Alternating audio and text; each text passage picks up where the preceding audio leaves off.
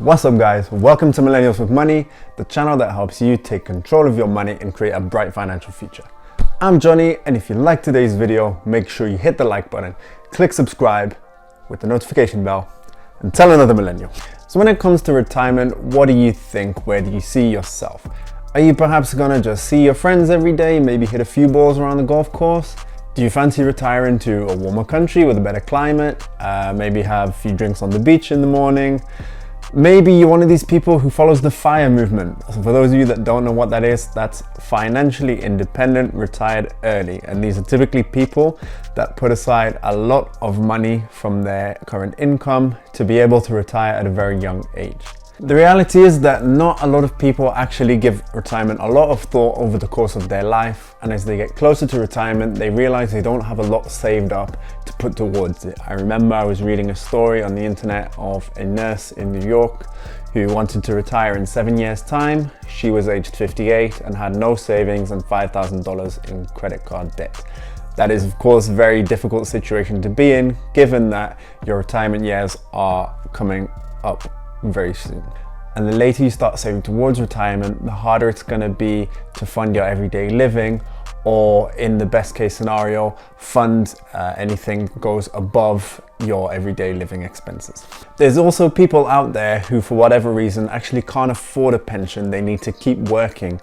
Maybe they haven't been fortunate enough to be able to buy a house, or maybe they don't meet the criteria to be able to receive a state pension from the government. Whatever the reason, some people are simply not fortunate enough to be able to benefit from that state pension. So how does a state pension work? So obviously, over the course of your working life, you will pay taxes and you'll pay social security contribution. As you get older, based on how many years you've contributed into social security, how much you've contributed into social security, your age, and various other factors, you may be eligible to receive either a weekly or monthly payment from the government to fund your living as you leave your working years behind and you go into retirement. For these weekly and monthly payments you receive, the amount of those payments will very much be determined on how much you've contributed to the system, and it will more or less work out at an amount that gives you a similar standard of living as to what you were living through your working days. Although in some countries there can be limits on the maximum state pension payment. Great, right? Let's just pay into the system 30, 40 years. Then when it's time to start working, let's sit back and let the government take care of us and fund our living. Great, right?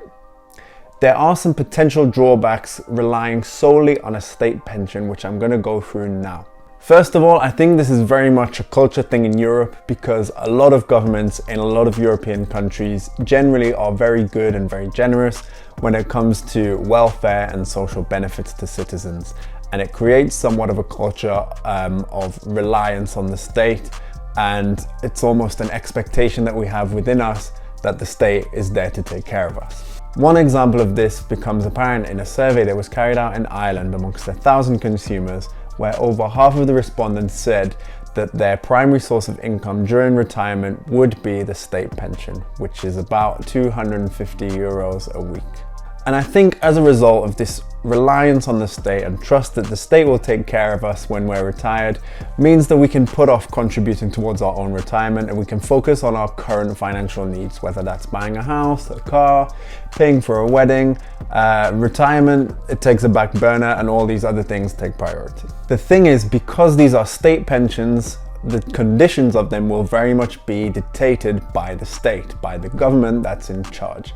As we all know, governments and politics in the world are changing, and in 30 to 40 years, the situation could be very different. We're already seeing in countries such as the UK and Spain that the pension age is being increased. In the UK, it's been pushed to 66. In Spain, I think it's being pushed to 67. By the time we reach state retirement age, who knows what that will be in 30 to 40 years' time. And not only can they dictate the state retirement age, they can also dictate other conditions, such as how much will be paid out, if it can be paid abroad, whether your pension will be uprated, that's to say that it is increased to keep pace with inflation. All these factors may change based on changing government policy or the change in economic situation even of a country. Speaking of economics, what if there's an economic disaster within a country such that it can no longer afford to pay state pensions?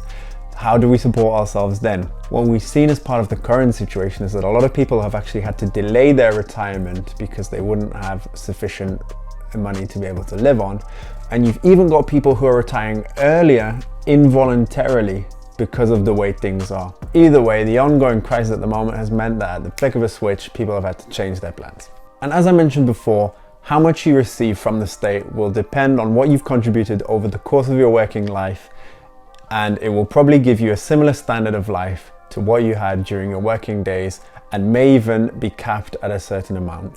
So if you were banking on retirement to allow you to go from driving a Honda to driving a Mercedes to flying in economic to flying in first class, a state pension is not going to do it for you. It's very unlikely that with a state pension, your standard of living will increase in retirement compared to what it was during your working days. If you want to live a bit more comfortably and live with a bit more security in retirement, you might want to put aside some additional money over the course of your working life to be able to allow that to happen. There's a few places where you can put this money. Two common places where you can put this additional money are in pension schemes. There's two types. The first are private pension schemes. You can often access these through your banks or financial institutions, and they essentially work like a fund with an average rate of return where you contribute your money and over time it will grow based on the performance of that fund. The second way is through a workplace pension scheme, which works on the same principles, but you will sign up through your employer rather than directly with the financial institution, and you get the added bonus of that a lot of employers will actually match your contribution. That's to say, if you put away 30 euros a month, your employer will also give you 30 euros towards that pension plan. It's essentially free money, so if you do have the possibility to sign up to a workplace pension scheme, it's a good idea. Alternatively, you can just go it alone and invest your money in stocks and ETFs and funds. And as you've seen in various other videos that I've put on this channel, you will see that companies can either pay you dividends, which can fund your lifestyle into retirement, or you can invest them into growth stocks, in which case the value of your money will grow over time. Now, the big question, how much should I invest? Well, this very much depends upon when you want to retire and what you want your retirement to look like. For example, if you want to retire later on in life, such as in 30 to 40 years time at the end of your working career, then you can probably make small to moderate contributions on a monthly basis. However, if you're going for something like FIRE, again, financially independent, retire early, then you're going to need to make significant sacrifices and contribute significant amounts of money towards your FIRE pot, which is your retirement fund essentially. The bottom line is, the more money you contribute and the longer the period of time over which you invest, the more money you're going to end up with.